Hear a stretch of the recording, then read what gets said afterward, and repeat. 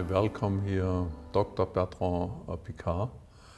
Thank you, Bernhard. Yeah, solar pioneer, you are psychiatrist, you are hypnotherapist, you are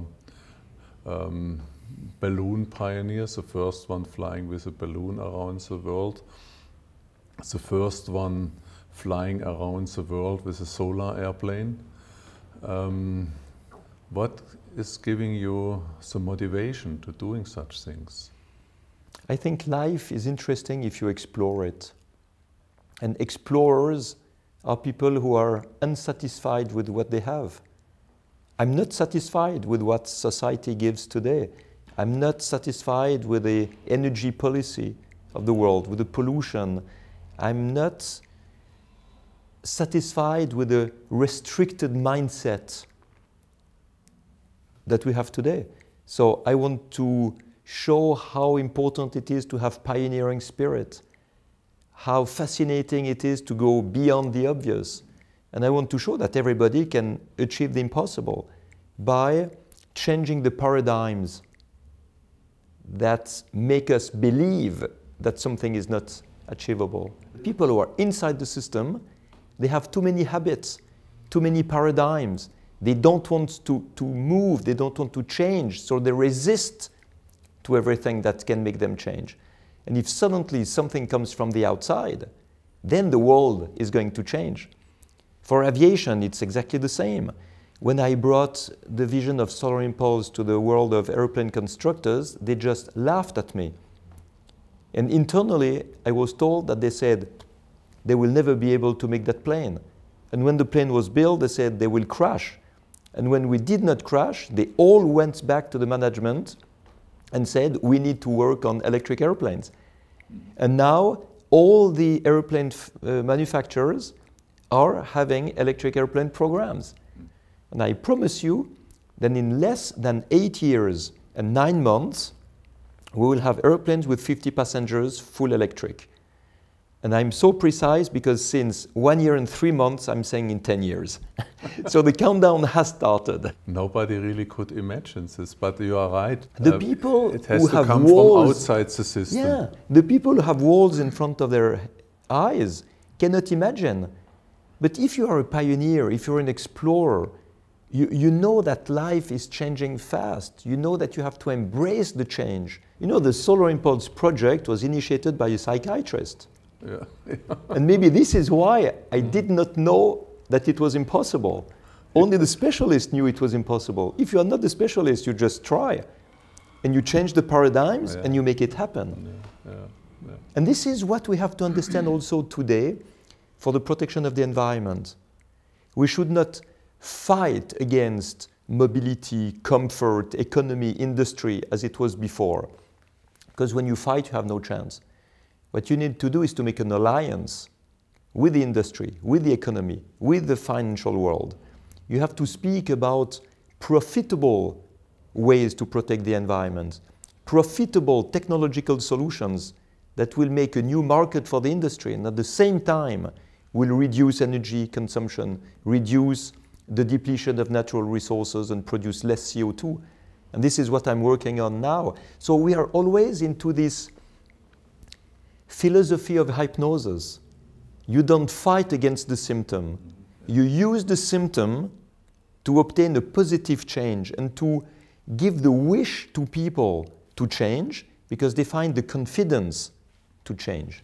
To make it finally to fly around the world, I remember when you have asked me if I can support you via phone when you make your 72-hour simulation flight. And I was talking with some experts, and somebody has a license to fly big airplanes and is a hypnosis specialist, has told me an elite soldier in age of 35 with medication, maximum he can do is 56 hours awake, and then finally it's impossible.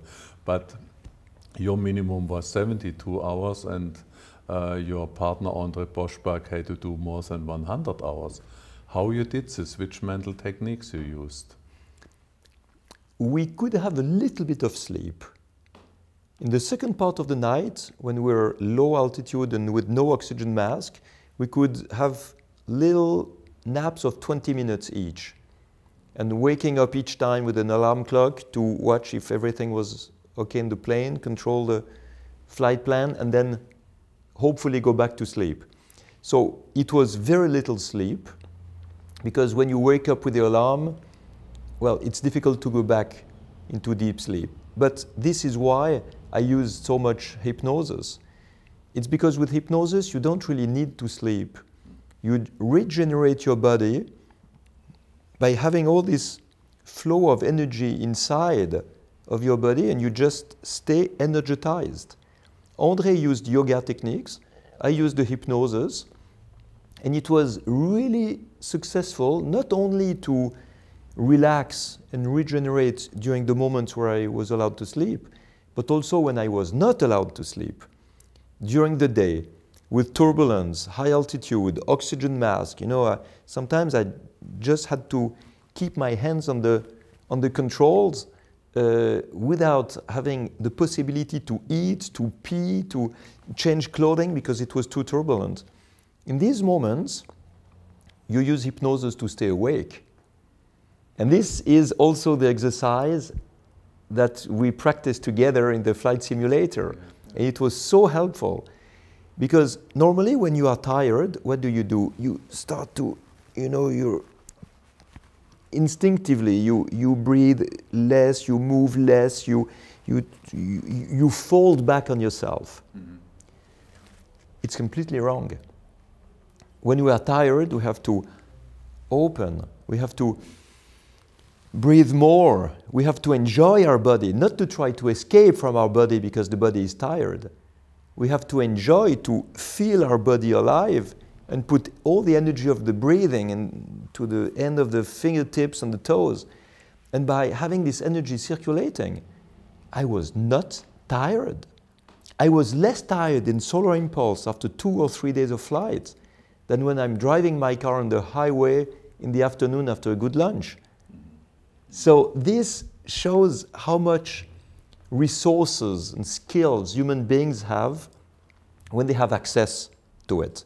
And hypnosis is a way to have access to our inner resources. What was very interesting, what I have not told you, I was coming from California. I had 9 hours jet lag. And actually I should be tired, but thinking 4 days keeping you awake, I was never tired. Yeah. I was myself not tired. And then from there I was flying to Hamburg immediately and starting to teach a workshop. I was not tired like usually, but it is interesting that it was somehow also what I did with you was going with me, and it was such absolutely. No, so it shows that it's not an exception. We can all reach that level. And this is what I always want people to understand. Yeah. I'm not a Superman. I just learned to do some things thanks to people who taught me how to do it, like you. And everybody can learn.